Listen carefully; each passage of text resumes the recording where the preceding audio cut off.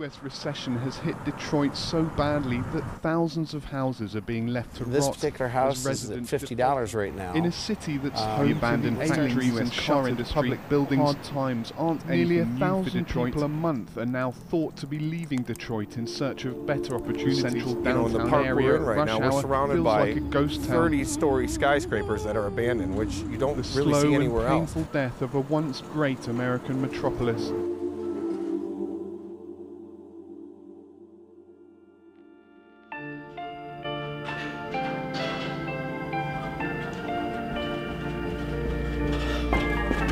Time to go for a morning jog.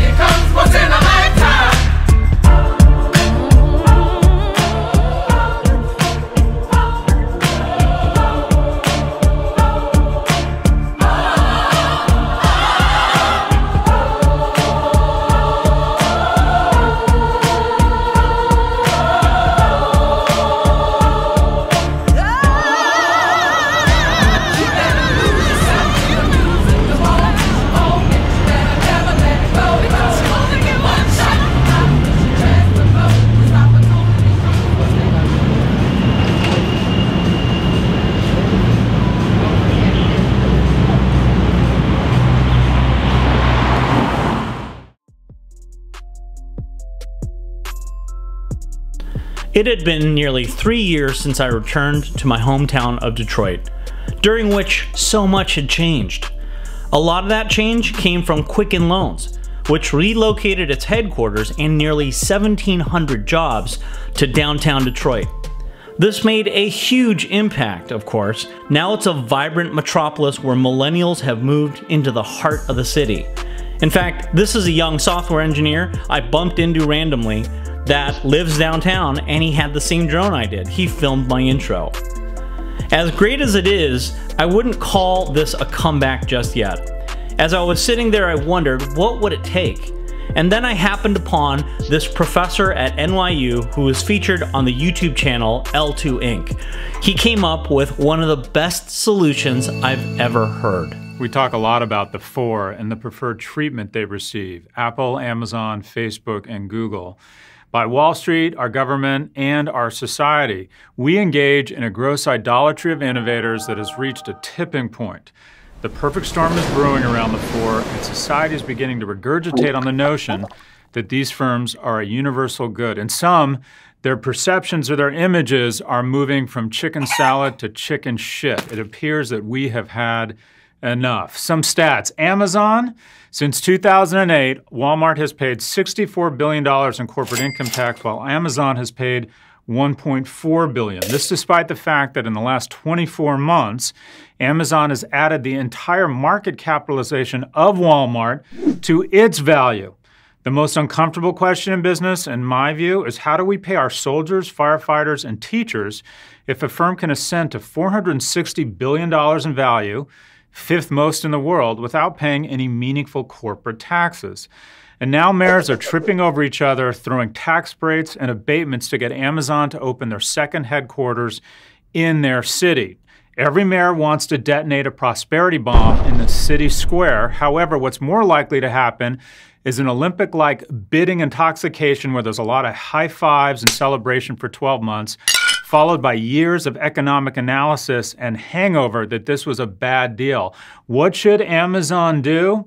They should starch their hat white, become a better citizen, pick Detroit, and revitalize the metro and invest in education and re-engaging and re-employing some of the engineers laid off in the auto industry. Professor Galloway, though kind of creepy at times, is dead on the money. Because everyone loves a comeback story, and there's no city that embodies that more than Detroit. A brief history. Detroit has been at the heart of every comeback this country has ever made.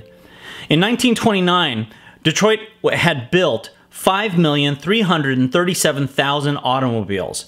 It was a good year. Detroit was experiencing 10 years of uninterrupted prosperity, and then this happened. 1929, Black Tuesday. The New York Stock Exchange is in a panic. Frantic investors have scrambled to unload their stocks at any price. Detroit was hit hardest, and production dropped to a mere 3 million. But Detroiters dug deep. Factories were donated as shelters. Clothing drives were started. Hudson's donated $10,000 in food baskets for hungry families. By today's standards, that would equal hundreds of thousands of dollars. Bank mortgages were forgiven even at the cost of banks going out of business. FDR started the Civilian Conservation Corps that employed everyday people to work on Michigan's great forests. And in 1934, Prohibition was repealed.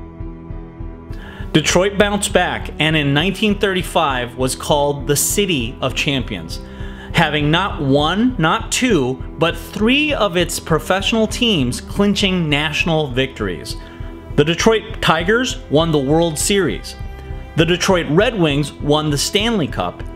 Even the Detroit Lions won what was then called the NFL Championship.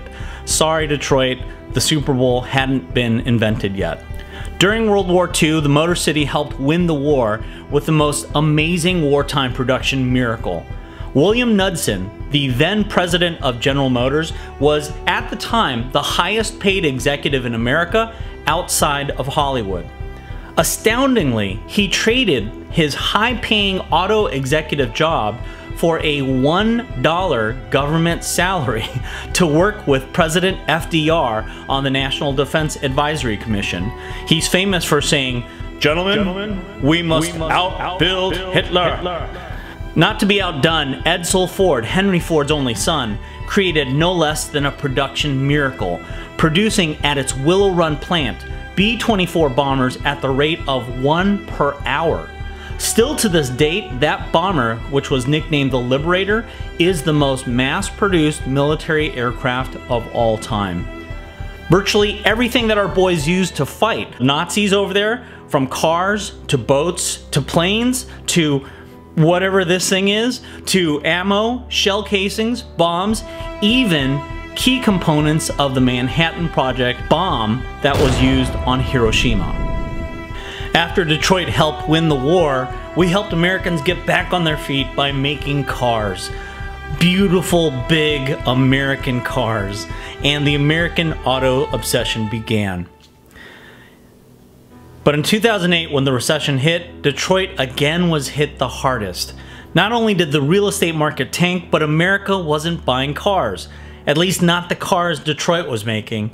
The auto industry, after 40-some years, was complacent about foreign competition and grew out of touch with what the market demanded.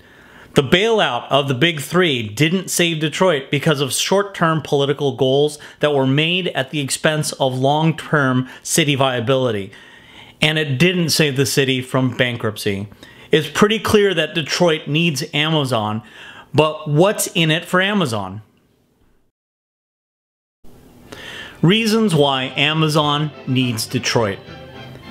There are 3 reasons I see why Amazon needs Detroit. Number 1, it's the best damn deal in America. In the movie It's a Wonderful Life, the town of Bedford Falls is in financial ruin. George Bailey, played by Jimmy Stewart, gets a call from a childhood friend who is now a successful entrepreneur thinking about building a plastics factory elsewhere. So how does he convince his childhood friend to choose Bedford Falls? Well, listen, Dad snapped up the idea and he's going to build a factory outside of Rochester. How do you like that? Rochester? Well, why Rochester? Well, why not? Can you think of anything better? Well, I don't know. Just why not right here? You remember that that old Tool and Machinery Works? Well, you tell your father you can get that for a song, and all the labor he wants too. Half the town was thrown out of work when they closed down. Was that so? Well, I'll tell him. Hey, that sounds great. Ah, baby, I knew you'd come through. There's no city in America that this is more true of. Detroit has more infrastructure just waiting to be thrown in. At one point, Detroit was responsible for 1/6 of America's GDP. Detroit is Bedford Falls 10 times over, and Jeff Bezos is Sam Wainwright, but on steroids. We need a George Bailey to make this call and get Jeff Bezos to see the value of investing in a city that he can get at a steal. Reason number 2, think of it as an automatic raise for all of your employees. If we're talking real estate, where your employees are going to live, think of the other cities, Atlanta, Boston. Your employees can buy 5-bedroom colonials. They can compete for brownstones, which are mostly not for sale. And there's a lack of new construction in most of those cities. Detroit, on the other hand, has cool renovated factory loft penthouses that they can own the entire floor. It's got niche communities, and I bumped into a friend. He lives on 17 acres. Think of this, your middle management could get the taste of the sea-level life. With 17 acres, each of them could have their own private airports, and due to lower costs, they could have their own fleet of jets to take their family to Florida, Cali, or Europe, which is, by the way, a lot closer than California. Let's talk about culture. You move to Georgia, you get some country music fests and some Confederate reenactments. You move to Boston, you'll get Union reenactments and a few off-Broadway plays. In Detroit, you'll get the birthplace of music and commerce in America.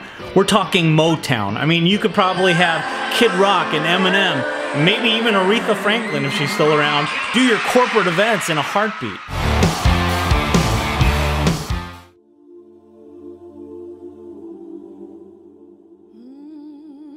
And the third and final reason why Amazon needs Detroit is as a symbol, a statement.